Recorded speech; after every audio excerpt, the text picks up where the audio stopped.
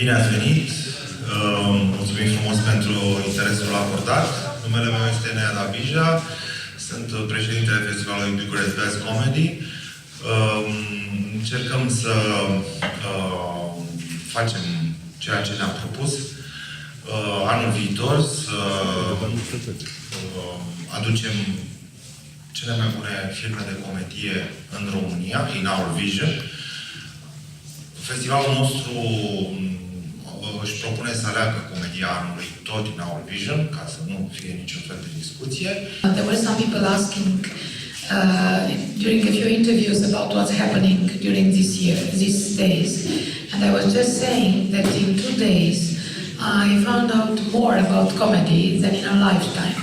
So thank you so much, because you really helped me to see otherwise comedy through your presentation. And thank you so much because you are so serious and at the same time in your presentation.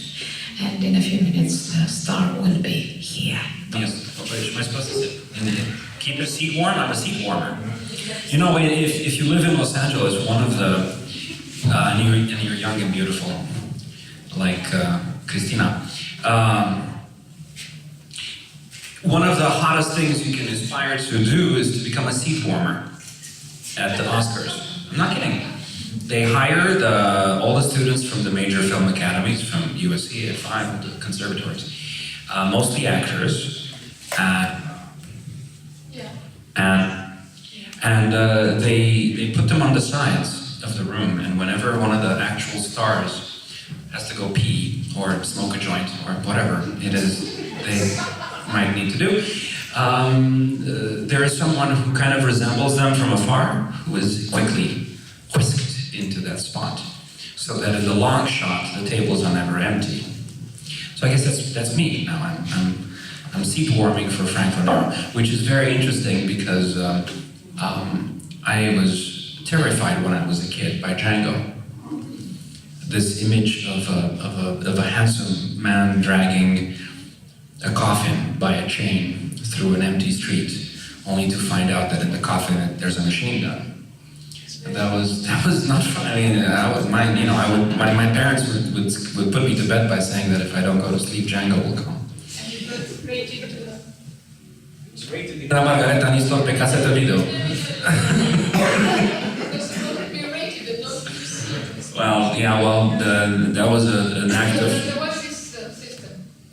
Yeah, there was an act of transgression always. Dar care este părerea ta despre invitați? Că spuneai că... Oh, he wants me... Seriously, you want me to make enemies? He wants me to tell you my opinion about the guests. I really loved all of them except one. I mean, one was just horrible.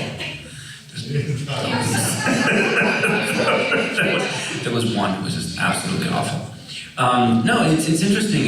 Going last, first of all, I only got to speak maybe half or a little more, but it was.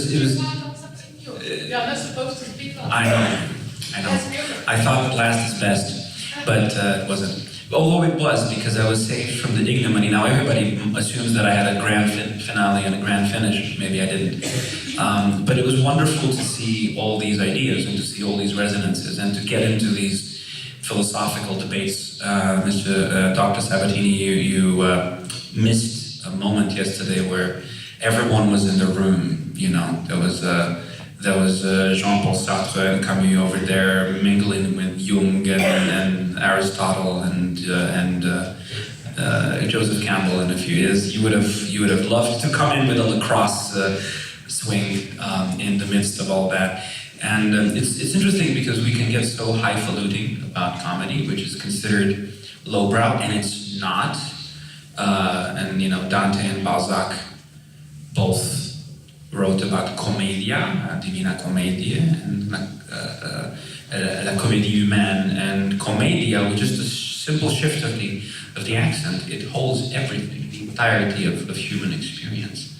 And I think it's a very ambitious project, and I have to say, for the two of you, for Enea and Irina, it's a unique project. I've been to 30 festivals in my life at least, and this is unique. I've never encountered this idea, and it's his idea. It's a good idea. I think that... I'm not stealing ideas. I do not want to become a prime minister. I mean, I came because she asked me, you know, but now I actually like it. And I think it'll be fun. I think when we actually get to do it, to have a Turkish comedy, an Iranian comedy, an American comedy, an Italian comedy, Japanese comedy, I think it's going to be wonderful. It's going to be a regalia. Romanian. Well, I'm gonna regale, not regalia. I'm gonna repeat what I said yesterday when I went to visit Tartan Films right before they dissolved, I think in 2007, and then they had the poster which advertised Moartea domnului Lăzărescu, the death of Mr. Lăzărescu, as the best comedy of the year, and I had a giant WTF moment. It was a great enlightening moment. I was like, these people think it's funny. And then I looked at the movie again and I realized it is funny. If you just, like the optometrist, you switch the lens in front of the eye and all of a sudden the same thing is hilarious. If you just position yourself culturally a little differently. And I have to congratulate you, Enea, because it's an amazing idea. I think, and I can't wait to see it realized and to just sit. I don't know what the audience, because for instance, the two movies that I have to represent, and Georgios and I were talking last night with Ant, I think, about hybrid movies and the fact that in America right now, comedies are losing ground. And one of the reasons they're losing ground is because the Marvel movies have figured out, ever since they're rebooting with Iron Man and with Robert Downey Jr., who's a comic genius, they figured out, oh, we can steal this audience. We can grab this audience, make it ours. So that then made this. Yeah, exactly. He played Chaplin in the David Attenborough, the Richard Attenborough movie, right? And all of a sudden, these movies that were supposed to be just comic books, now they steal comedy audiences, proper comedy audiences. So you have fewer budgets, fewer slots for comedies.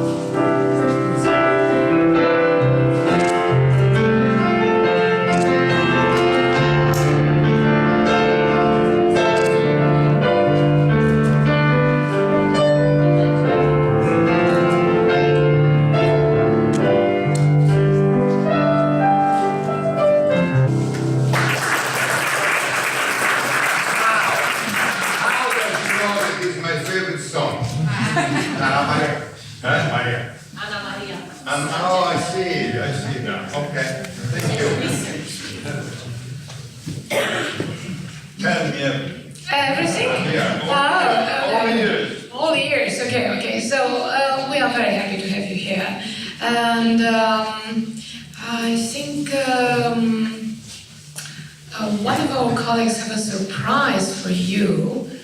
Will you come here? Come. Come. It's because we have another surprise that you really enjoy. Relu, he's a big fan, not only of yours, but a big fan of cinema.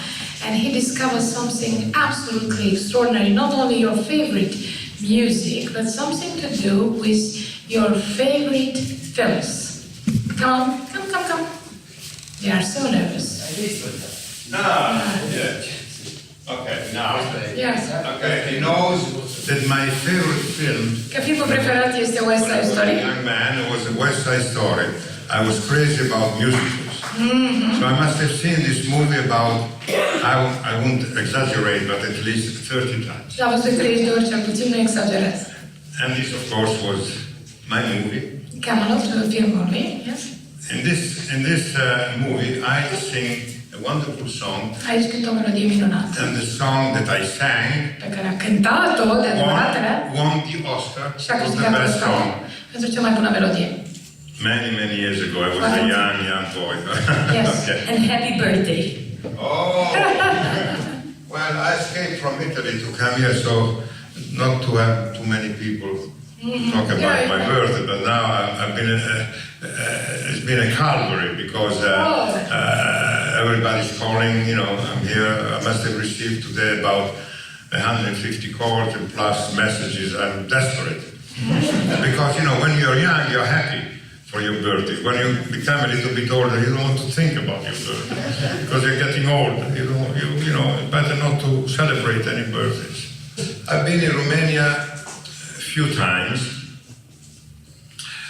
I came many years ago. There was a big show here in Romania in the evening. It was the most popular show, and I was a guest. And I don't remember the name. You know, it was a wonderful show. And I was a guest of honor of the show. And I remember that weekend that I stayed here, they drove me to Sibiu, wonderful city. Then I even went to Cluj, that I love. And then I came back to do a German movie about 15 years ago. And then 2 years ago, I did a movie in Transylvania. It was called The Jester from Transylvania, directed by a Romanian director, wonderful director, Adrian, I call him Adriano, but Adrian Popovici, the director. Wonderful, wonderful director. The movie is not out yet because, you know, they had problems with the producer, typical, but it will be out sooner or later. Dacă aveți întrebări pentru domnul Franco Nero, vă sunt eu o conferință de presă.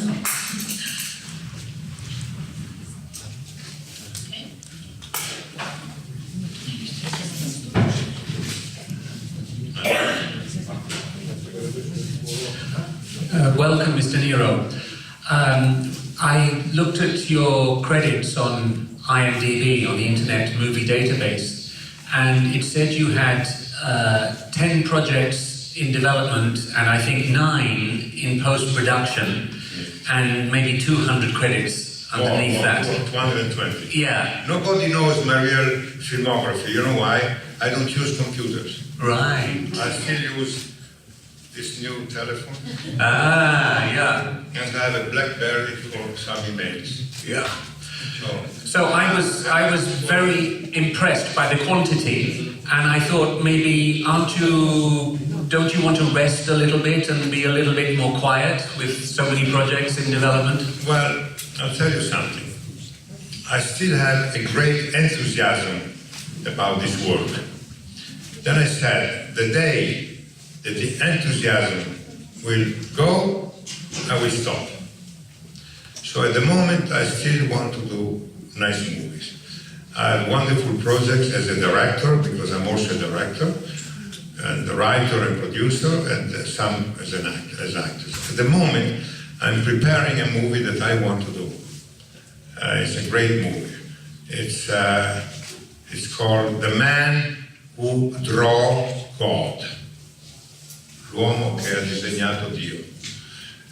It's a movie that I hope to do next year, and there will be the financing. In the meantime, for instance, when I finish here, I go to Vienna to play a cameo in a movie, just for fun. Sometimes I do cameos, because I like I did the cameo for Tarantino, you know, Django Unchained, I like it to do it. So it's less responsibility, it's a lot of fun. You do 2, 3 days, 4 days, and then you go. But you know, when you are the lead, at 90% of my career, I've been playing always the lead. So it's very tough. Like this year, I did a movie in Cuba, because I think I played practically all the roles. There was only one role missing. It was the orchestra conductor. So I wrote for me this film. I went to Cuba. I stayed there almost 3 months. I got very sick because of unfortunately, it was the time of the raining, you know. And I got very sick, so I had to work in terrible conditions. I lost 10 kilos in 2 weeks. But anyway, after that, I went to do, I think, the best German movie of the year. It's a true story. It's called The Collini Case. It's a true story that happened to an Italian. He was a worker working in a factory in Germany. And his name was Collini. And the movie opens, this character, Collini, goes in this hotel. he knocks at the door of a great suite, you know, the hotel, and a wonderful German man, old, that everybody say that he's the best man of Germany, so good, so wonderful. He goes in and he kills him. So they put him to jail, and you know, there is a young lawyer that he defends him, you know, in court. He wants to know why you killed him. You have to tell me, but he doesn't want to talk about that. So the young lawyer goes even to Italy, in his own town, the little town, and to see. So at the end, he discovers that during the war, this wonderful German man, he was the worst Nazis that you could imagine, and he killed in the little square the father of Collini when Collini was 9 years old. So Collini, in 1968, he went to the government and he wanted justice. He said, listen, this man, he was a murderer, he killed my father. But in 1968, in Germany, they invented a law where all the Nazis were free, you know, graziati, we say, you know, completely free. So it's a very strong story. It's a great movie. And then after that, I went to Croatia and I did another true story. I made myself very old. I played an old man, old white, you know, that I talked to my grandson in a park and I tell him all my story during the war. Then in 1943, he managed to save his life playing football with the Nazis in a concentration camp. So it's another great story also, that one. So as I said, I'm very active and I must say I'm very privileged and lucky because being known all over the world, I have offers from all the countries of the world all the time. So, you know. I have a question for you. I'm waiting for 30 years to ask you that. 30 years ago, you had a film called The Windmill of God. Do you remember? The Windmill of God. No, the Windmills of the Gods, yes. Yes. The Windmills of the Gods. Yes. I play Romanian. Yes, but it was said in Romania that you are playing there the son of Ceausescu. No, I played Ceausescu, but with a different name. I played the president of Romania. Terrible. But I did it because, as I said, as an actor, I like to, to play everything. You know, the film arrived in Romania the very day when our revolution started. I dubbed it, and the guy who organized the dubbing and something said, let's wait a little bit to see if they will kill Ceausescu first and then. Yes. But they said that it was Nicu Ceausescu, so the son of Ceausescu. No. Because at least that one, he wasn't a bit more good looking, but Ceausescu wasn't good looking. Well, I've heard. But, in this, I play the president of Romania.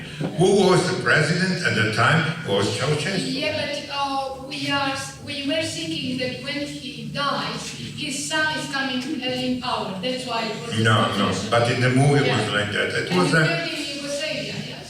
Sorry? You filmed in Yugoslavia? I filmed the entire movie in Wilmington, South Carolina. Your son told me that last year. Yeah. But I want to check. Yeah, my son was there with me. Yeah. I remember I used to send him to a tennis school. So I'll tell you, you're right, about 30 years ago. Yes, exactly 30 years 30 ago. years I ago. entered on VCR, on a tape. And there was two wonderful actors. One was Robert Wagner and the other one was Jacqueline Smith. Yes. That she used to be very famous for David Kennedy also.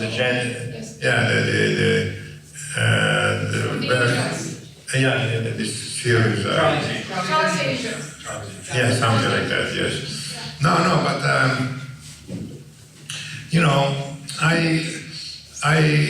many years ago, I worked with the greatest actor of all times. His name was Laurence Olivier. Yeah. And Dolores Oliver, looked at me. He said, "Oh, you remind me when I was a young actor." I said, "Yeah, well, thank you." Then he said, "Now, you're a star." I said, "I don't know." They say, "You like to be a star?" Well, I accepted it. I said, "Well, but to be a star, you have to be like the American stars. You have to play the hero. You have to be always the hero. And do one movie a year. And be sure that that movie is very successful. Or be an actor. Being an actor, you play all the roles you want, and then your career will be up and down, but in a long run, you will get the fruits. You understand? So I followed his advice.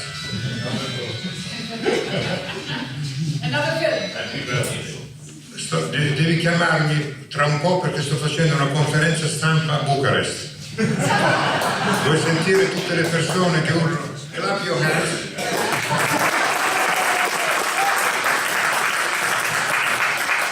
Capito? Tra un po', ciao. Era qui. Who was it? And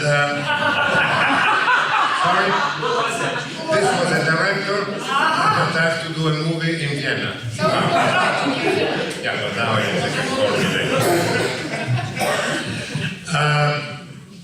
So I think that I'm the only actor in the world that played characters of 30 different nationalities.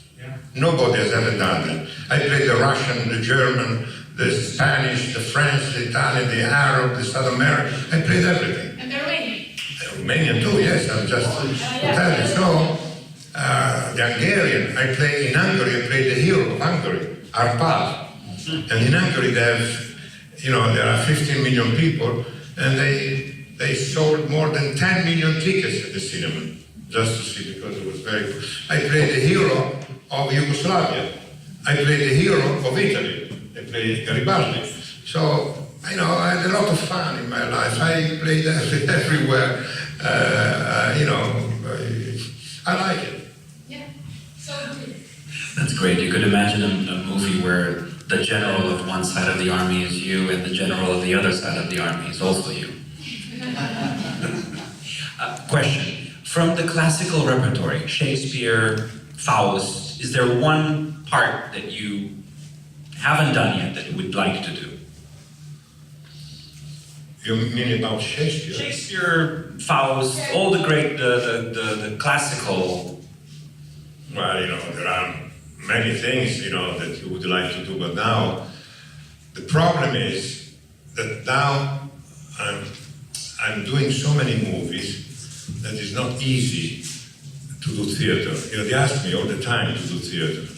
But, to do theater, it takes maybe 6 months, because you have to do rehearsals, then you have to play everywhere in Italy. They want, they don't want that you can do theater, for, I don't know, 3 or 4 weeks. No, they want an entire season. So what I do events on weekends.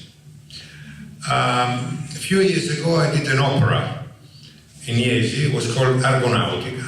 So I played the voice. But then there are singers, opera singers, there are dancers, an opera. A few years ago, I did in Parma, I played Giuseppe Verdi. And on the stage, with a black hat and a white, scarf, I stayed on the stage 4 hours, because Verdi, he wants to hear his songs by the best singers of the world. It was called Buon Compleanno Giuseppe Verdi, means happy birthday Verdi. So, and they were all the top singers of the world.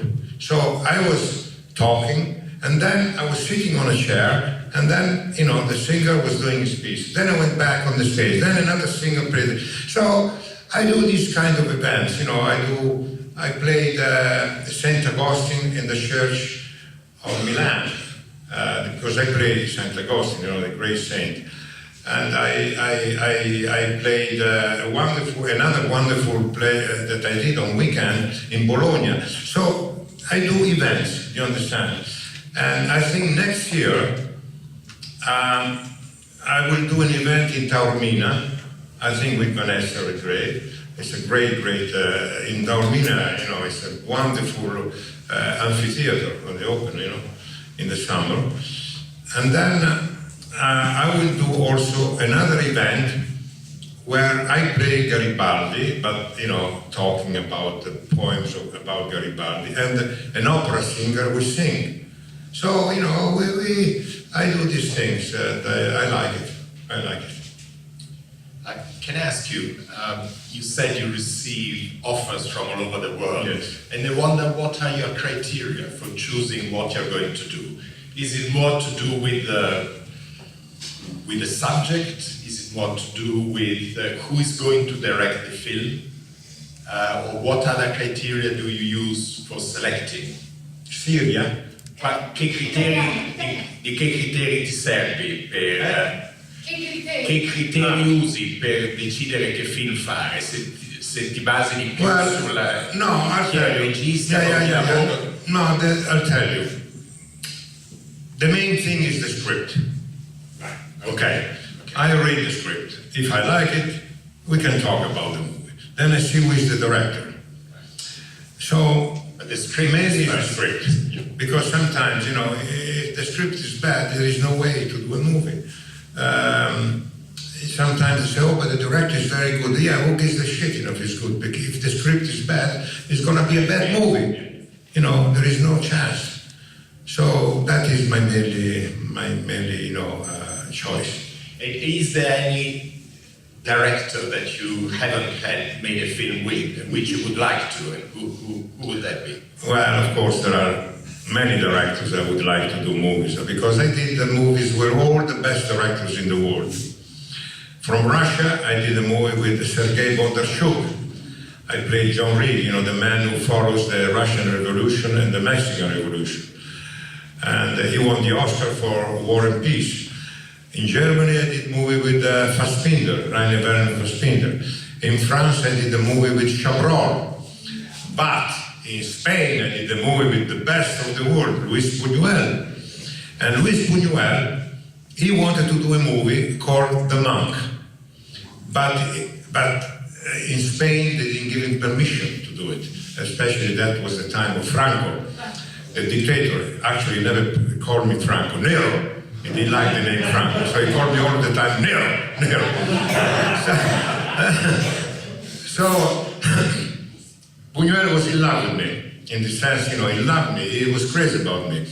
So he gave his script of The Monk to the French people. And the French people, they wanted either Omar Sharif or Peter O'Toole to play the monk. And Buñuel said, I'll give you the rights at one condition, that Nero plays the monk. So I had to play the monk because of Buñuel. But so, then I worked, you know, with the best Italian directors. For me, Elio Petri was, for me, the best. You know, Bellocchio, Damiani, you know, I worked with all the top Italian directors. I worked, you know, with John Huston, Joshua Luke, you know, many great English and American directors. I worked with the best Swedish director. He was the teacher of Ingmar Bergman, Arne Mattsson.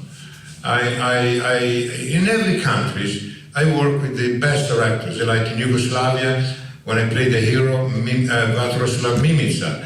Now, 2 years ago, I did a movie in Brazil, where I had to speak Portuguese, but with the best Brazilian director, a woman called Lucia Murat.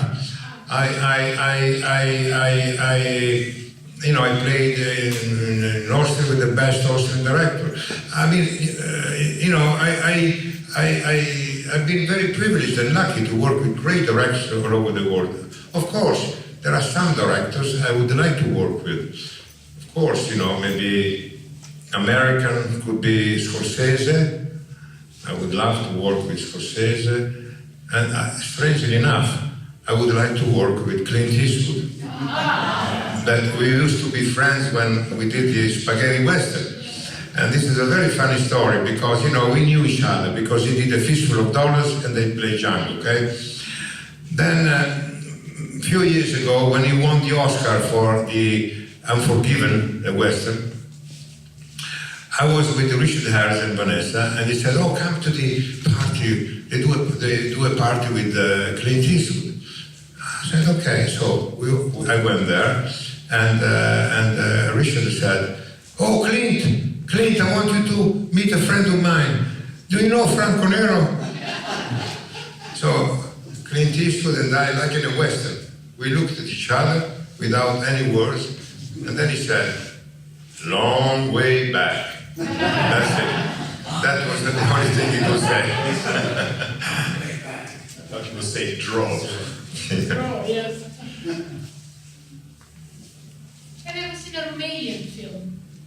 Of course, I saw one or two great Romanians. The film who won the Festival of Cannes. Yes. I was 4 months, it's 3 weeks. Yes, 3 days.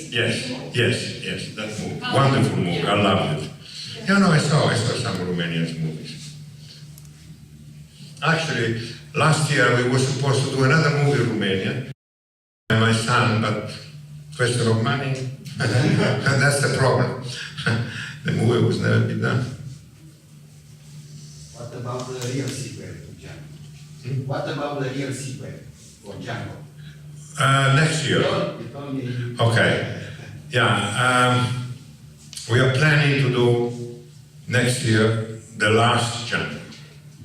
Django is old now, and the story is set in 1915, when the studios, they were starting the studios in America, and they were making westerns with no words, silent movies.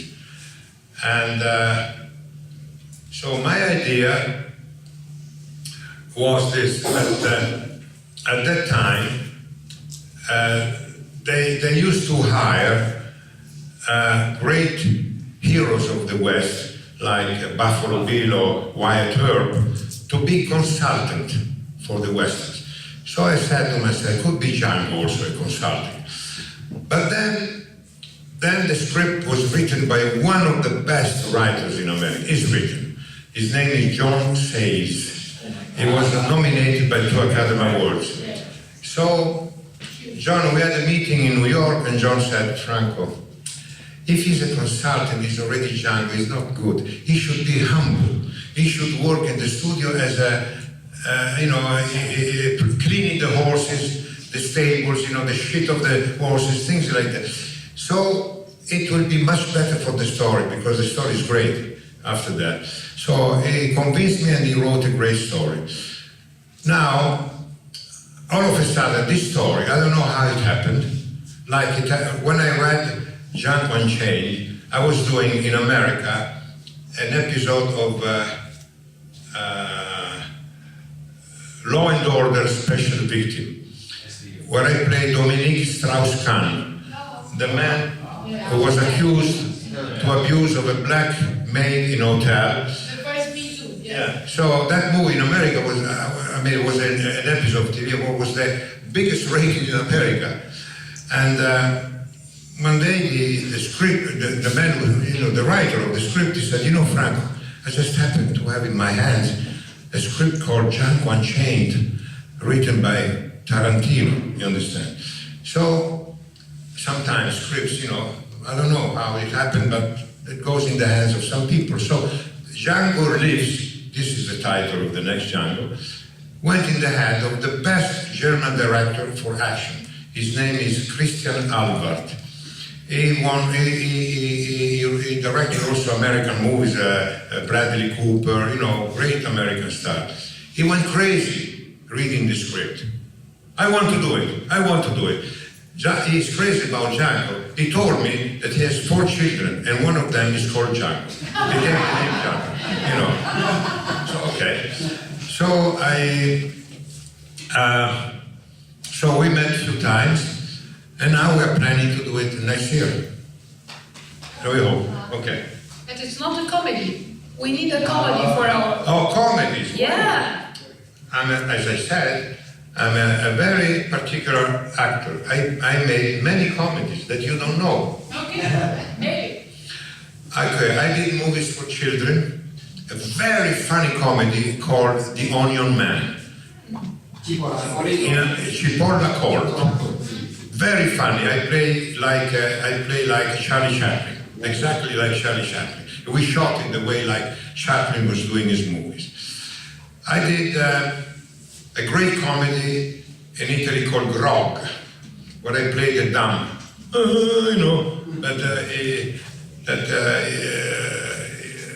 he goes to a flat and he takes hostage of people, but a very funny comedy, very well done. So I played also, when I do comedies, I play differently.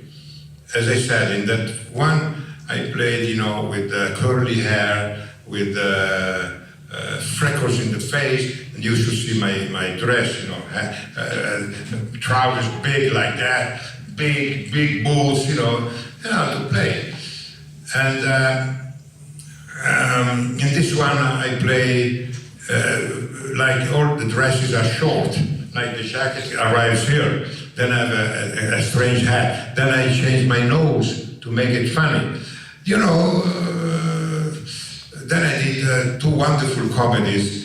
One was called Dropout with Vanessa Redgrave, and the other one was called The Vacation, still with Vanessa Redgrave, with two movies, but very funny.